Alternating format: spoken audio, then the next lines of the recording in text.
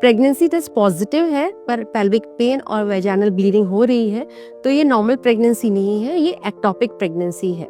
Ectopic pregnancy एक ऐसी condition है जो यूट्रस में प्रेगनेंसी इम्प्लांट ना होकर ट्यूब में इम्प्लांट होती है, जिसके कारण पेशेंट को एब्डोमिनल पेन होता है और ब्लीडिंग होती है।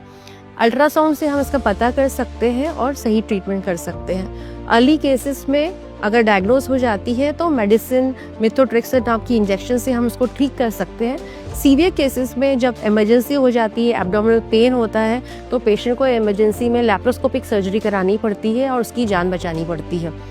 तो कभी भी प्रेगनेंसी टेस्ट पॉजिटिव है और आपको एब्डोमिनल पेन हो रहा है या वेजाइनल ब्लीडिंग हो रही है तो इसको बिल्कुल भी इग्नोर ना करें, डॉक्टर से तुरंत संपर्क करें और अल्ट्रासाउंड से इसको डायग्नोज करें। सुनिश्चित करें कि प्रेगनेंसी कहाँ इम्प्लांट हुई है, यूट्रस में है कि ट्यूब्स में है।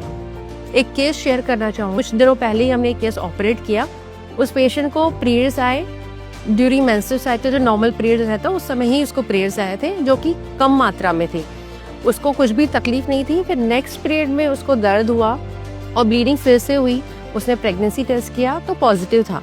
सोनोग्राफी कराया तो उसका काफ़ी बड़ा एक्टोपिक मास था, जिसको हम क्रॉनिक एक्टोपिक प्रेगनेंसी बोलते हैं। वो हमारे पास आई, हमने उसका लैप्रोस्कोपी से एक्सिजन किया। तो इस केस में पेशेंट को ब्लीडिंग तो हुई नॉर्मल मेंसेस के समय, पर उसको कम ब्लीडिंग हुई और उसको लगा उसके पीरियड्स ही है। पर हम उस चीज़ को इग्नोर नहीं कर सकते। कई बार हमारे मेंस्ट्रुअल साइकिल में अगर कुछ भी चेंजेस है, ब्लीडिंग कम हो रही है, ब्लीडिंग ज़्यादा हो रही है या पेन के साथ एसोसिएटेड है, आपके नॉर्मल रिदम से कुछ भी चेंजेस होते हैं, तो उसको इग्नोर करना बिल्कुल भी नहीं चाहिए और प्रॉपर डायग्नोसिस करना बहुत इंपॉर्टेंट रहता है। तो आपको कभी भी लगता है कि आपके मेंस्ट्रुअल साइकिल में कोई दिक्कत है या नॉर्मल से पहले कुछ डिफरेंट है, तो ऐसे केसेस में अपने कंसल्टेंट से मिलकर उसको डायग्नोस करना ज़रूरी है। धन्यवाद।